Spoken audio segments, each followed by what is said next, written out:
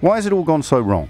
Hello, is that Mr. O'Brien on the line? Loud and clear, Jacob. What a pleasure to be joining your programme. I'm normally with Mr. Ferrari, whose views I think are slightly sounder, but it's nice to have a chance to come on and talk to you. Better late than never. So why has it all gone so wrong? Why has what gone wrong? Brexit, Jacob. Well, Brexit hasn't yet happened, so why are you saying it's gone wrong before it's happened? Oh, this is going to be fun. So how have we ended up where we are now? You'll be voting against your own government that's delivering a withdrawal from the European Union that you're keen to withdraw from. Can you just talk us through why? Well, first of all, it's not my government, it's Her Majesty's government, so let's try and get things accurate. The deal is a bad deal. The government has negotiated poorly and is spending £39 billion of taxpayers' money, or wishes to, without getting anything in return. It's not delivering the leave. So what should they have done differently? What should they have done differently?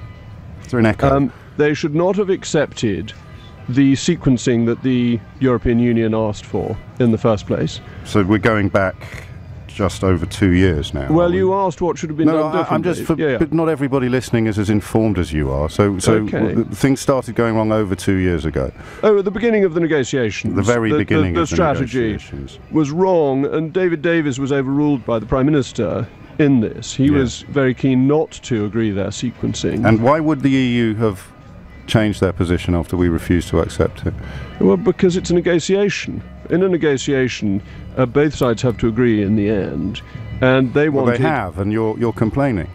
Well, because it's an agreement that doesn't deliver on Brexit. But it's a negotiation, and both sides have to agree in the end, and they have. That's absolutely right, but they've agreed something that is not going to be accepted in Parliament. So I'm asking you why you think they would have agreed to what you would have accepted 2.5 years ago. Well, because the EU wants the 39 billion, and once we'd agreed to give that to them, there was very little reason for them to make further moves in negotiations. If we leave with no deal, they don't get the 39 billion. That's absolutely right, so we shouldn't worry about leaving with no deal. Right. So can I ask again, why you think things have gone so wrong? We'll start with the sequencing. What happened that went wrong after that?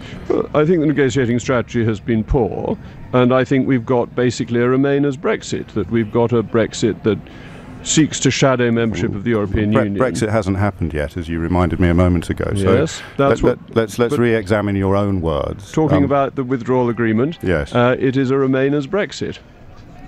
What does that mean? It means that it's shadowing membership of the European Union. It's half in, half out. That it would tie us into the common external tariff. It would tie us in via Northern Ireland to the EU's rule book in vast swathes of activity. And when people warned that the Good Friday Agreement would render that inevitable, why do you think they were dismissed? Because it doesn't. So regulatory alignment isn't in the Good Friday Agreement? No, it isn't. Okay. It is. No, it isn't. It's not a matter of the Good Friday Agreement. The Good Friday Agreement wasn't considering those sorts of issues. You don't think the Good Friday Agreement insists on regulatory alignment on both sides of the Irish border? No, it doesn't. You're confusing two things, if I may say so. Well, of course you may say so, but I think we're getting all a little bit distracted. We'll carry on. So, how would you have conducted negotiations in a more fruitful fashion, Jacob Rees Mogg? Well, the EU about a year ago offered a Canada-style free trade deal, and I think that would have been worth paying £39 billion for. And what would the difference be between that and what we're getting? Well, the difference would be that we would not have the backstop, we would not have the superiority of EU law, and we would not be tied into potentially unending Why would the Canada-style deal do away with the need for the backstop? Because the issue around the backstop is essentially a phantom one. The EU, the UK, that's not what I asked. Why would the Canada deal, as specified by the European Union, why would that have done away with the need for the backstop? Because if you'd had a comprehensive free trade agreement with no tariffs between the two sides, what would you have been trying to stop on the border? Stuff coming in that doesn't have regulatory alignment with the European Union. Oh, but of course there's no regulatory alignment in the EU. How can you have trading standards without checking what's being traded? You don't need to check what's being traded at the border. So what do you mean by the phrase trading standards then? Well, we have trading standards all the time. And how do we check those standards without checking what's being traded? But the issue of the hard border is checking at the border, not having no checks at all anywhere. So in the event of a Canada-style trade deal, why would there be no need for the backstop, Jacob? The backstop has always been a failure of British negotiations. Backstop at all, because nobody's going to implement a hard border. It's not what I asked, though, is it? Why would the Canada trade deal have done away with the need for the backstop? Because there's no need for a backstop anyway. Oh, I see. So we don't need it now. That's my view, yes. It's not, unfortunately, the government's view. No, or the European unions, or the Irish governments, or the architects of the Good Friday Agreement, or every single politician involved in drawing it up. So what are they missing? What are they missing that you can see, Mr. Rees Mogg? What you have just said is simply not accurate. Lord Trimble, David Trimble, one of the architects of the Good Friday Agreement, won the Nobel Prize for it. The DUP were opposed to the Good Friday Agreement. Lord Trimble was not a member of the DUP. He was the leader of the Ulster Unionists and now sits as a Conservative peer in the House of Lords. And why does he think there's no need for a backstop? Well, you should invite him on to explain to you. Because you're telling me. He's your example, right. So you tell me. He said this publicly and has supported a Canada-style free trade deal without a backstop. So explain his reasoning to me if you won't explain your own. Well, I tried to explain my own, but you then went off on a wild goose chase about something that turned out to be wrong. I apologise for that. The explanation is very straightforward, that nobody is planning to introduce a hard border. And therefore the backstop is only there to prevent a hard border, which neither the EU nor the British are going to implement. So what happens next? What happens next? I imagine the Prime Minister will go back to the EU and say, this deal will not work, and we need to try something else. And what do you think they will do? Well, I think they're quite keen to get our £39 billion, and I think it would be sensible for the government to go back to the offer the EU made, as I said, nearly a year ago, on a comprehensive free trade agreement. And if that doesn't happen? That doesn't happen, we leave without a deal. We go to WTO terms. What does WTO terms mean in the context of normal consumers buying food in the shops? The price of food should come down because we can reduce tariffs on food which are very high because of the EU's common external tariff that protects... But you know this isn't true. You know there's absolutely nobody informed who thinks that following WTO guidelines would reduce the price of food in this country. Or I guess your fellow Leave campaigner Michael Gove is mistaken and wrong, or perhaps even dishonest. There are lots of people who think that. It would be in the government's hands, that the government sets a schedule of tariffs at the WTO. It currently follows... No, the government doesn't set a schedule of tariffs at the WTO. The government asks the WTO, and then every single country that's a member gets a vote on whether or not we're allowed to follow that schedule. No, that's simply not correct. It simply is correct. No, it's not. Countries go to the WTO and set their schedule of tariffs. And the WTO decides whether or not they can have it. No, that's not... So what tariffs do you envision the government setting? That's not correct. That the tariffs then have to be equal amongst all countries, so that you have to treat all countries including alike. European Union countries. That's right.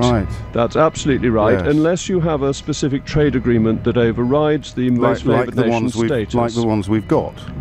You're absolutely right. We do have some deals at the WTO, some which have already agreed to be rolled over once we've left, and others are underway. It hasn't been agreed. There's already, I think, 8 objections that have been lodged with the plan that we've cautiously put together. I tell you what I want, Jacob Rees Mogg. Hold on, but you're saying that lodging objections does not stop your tariffs taking place, and what we could do is we could remove the tariffs, which go up to 80% on things like beef, so we could have cheaper food. So 20%. What has Michael Gove got wrong then when he says that the beef products will go up by 40%? Because I'm fascinated by the disputes between prominent Leave campaigners that have now transpired. So in your view, because you study these things very closely, what is Michael Gove, the Environment Secretary, missing, and the National Farmers Union, which have described what you're calling for as a catastrophe? Do them the favour of explaining what it is you can see that they can't. What Michael Gove is assuming in that context is that we apply the common external tariff of the European Union to goods coming into this country when we've left the European Union, and it'll be under our own control. The wiser thing to do... No, he's not, though, is he? He's talking about a 40% higher tariff than we currently have. So what is it you can see that he can't? You're not listening. I am listening, Jacob. I'm just not falling for it. No, what he is assuming is we apply the common external tariff once we've left the European Union. So why haven't you explained his error to him? Hold on. Do just wait a moment. Of course I will. Because that would be to EU products as well as non-EU products. But the alternative, instead of applying the common external tariff to all products, is to lower the tariff to all countries, which lessens the price of food. It's really very simple. So where will we be getting our beef from? Where will we be getting our beef from? We can get it from all around the world. We can get very good beef from Australia. And what regulatory standards or trading standards will we be operating on? Well, Australian beef is regulated extremely high standards. So we'll be signing up to the Australian regulatory body?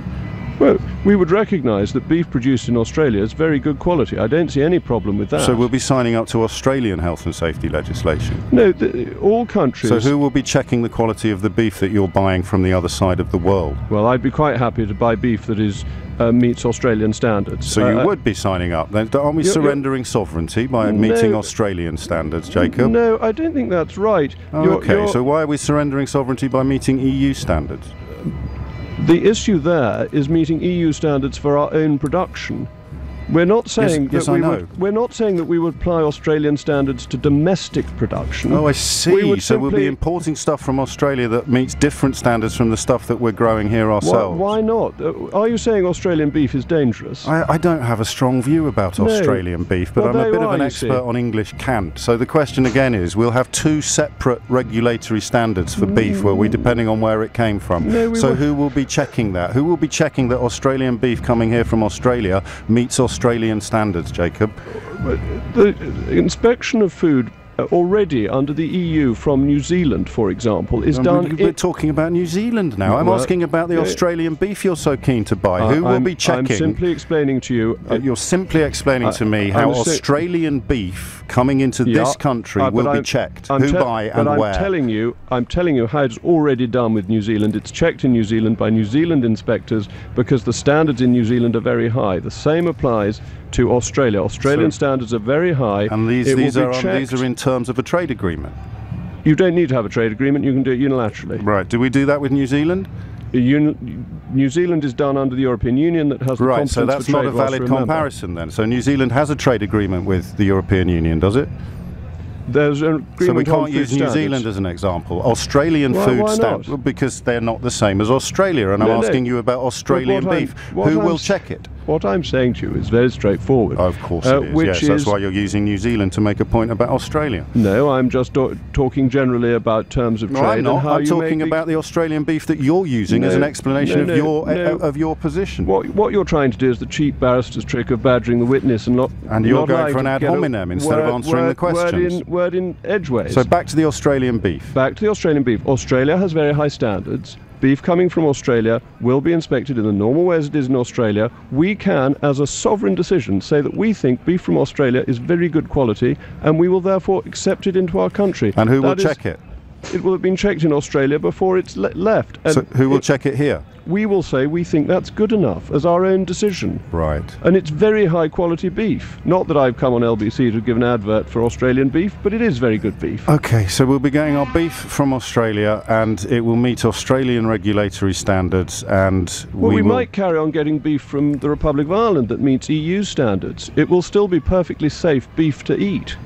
We can trade with countries across the world. We already do. You've just used New Zealand yourself as an example of what we do. So what will we be able to do afterwards that we can't do now? Well, currently we have very high tariffs on Australian beef, so we'd be able to reduce those so that the cost of food in this country would be cheaper, which is where I started from. Yes, and the meat products that the Australian industry have suggested for export to the UK are hormone treated, and you know that. Whereas we don't have hormone treated beef for sale in this country. But if it is labelled, people can decide for themselves. I don't think you ought to tell people what sort of beef they'll eat.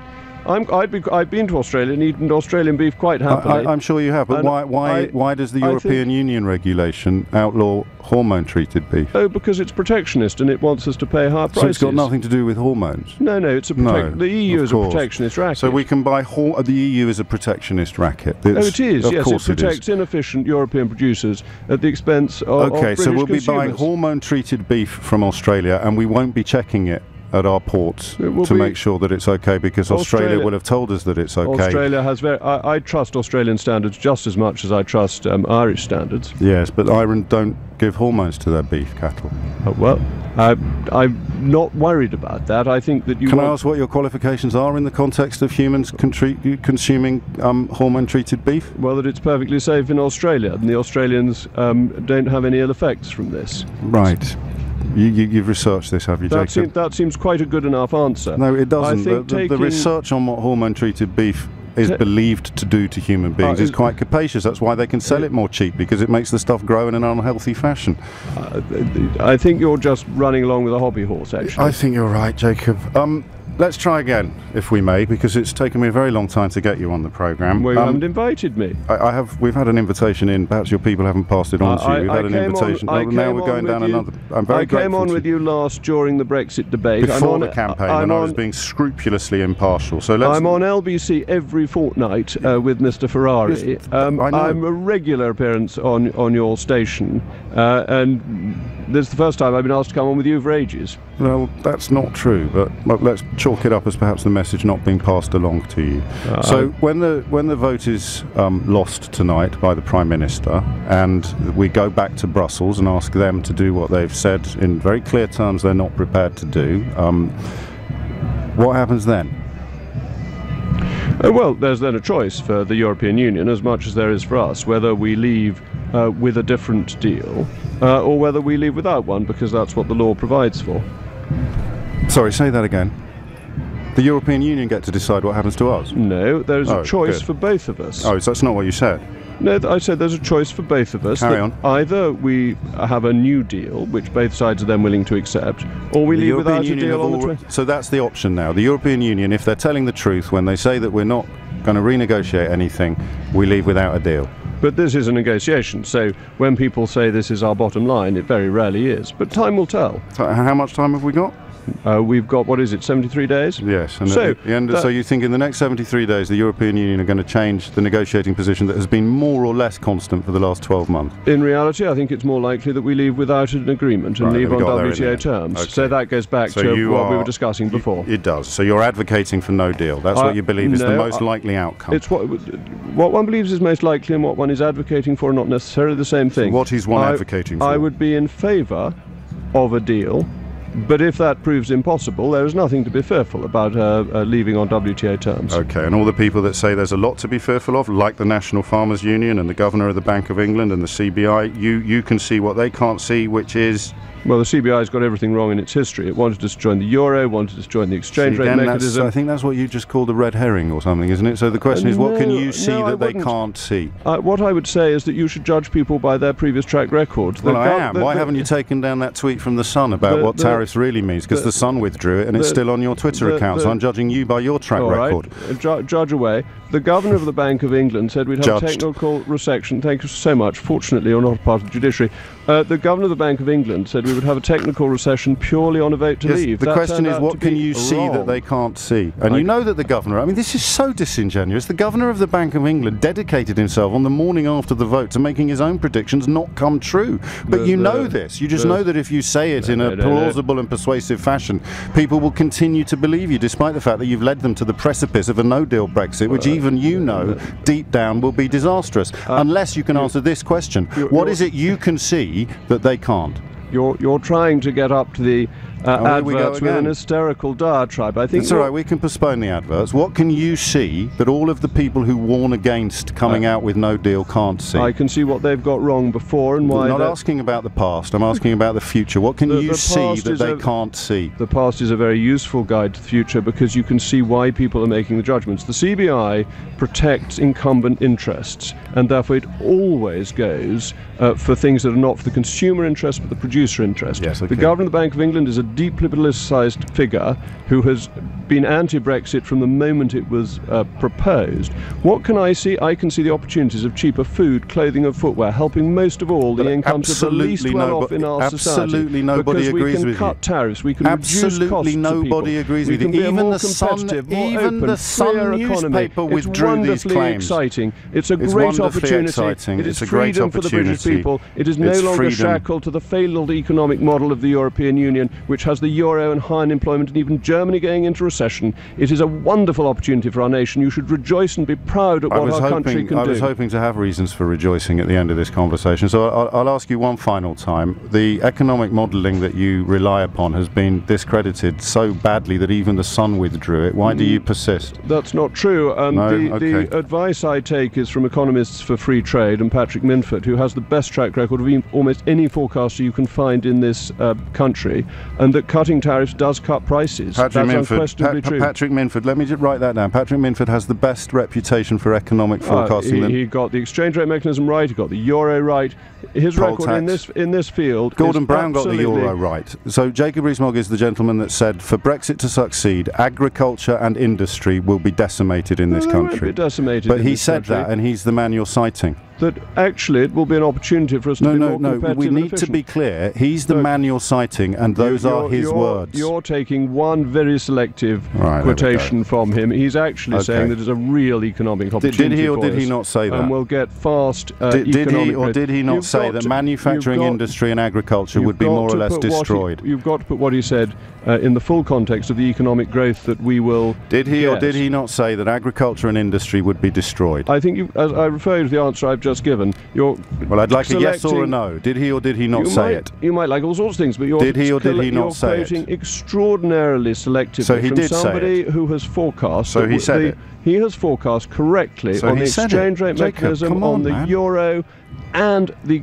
opportunities that come from cutting the barriers to trade, which have worked in every country. Your favourite economic forecaster explained that agriculture and industry would be destroyed by Brexit. You're completely exaggerating a comment that he made. So he did say it. So he did say it. What you're saying is inaccurate. You're trying to spin something when he points to it is indeed, yes, it's your reputation. Absolutely. But it's a fine one and it makes good listening. Yes, so you're not going to answer the question. I've answered many of your questions. You have, but here's the last one. Did Patrick Minford, your economic forecaster of choice... I've already answered that one. I've told you you're doing the classic thing of taking something insisting that a politician answers a question. Selectively and out of context to make a wrong point. Okay, so did he say it or not? I've just answered your question. I refer you to what I said a moment ago. Well, just remind my listeners, did he say it or not? They were paying more attention than you. I heard you say that he'd been quoted, which would suggest he did say it, but you haven't answered my question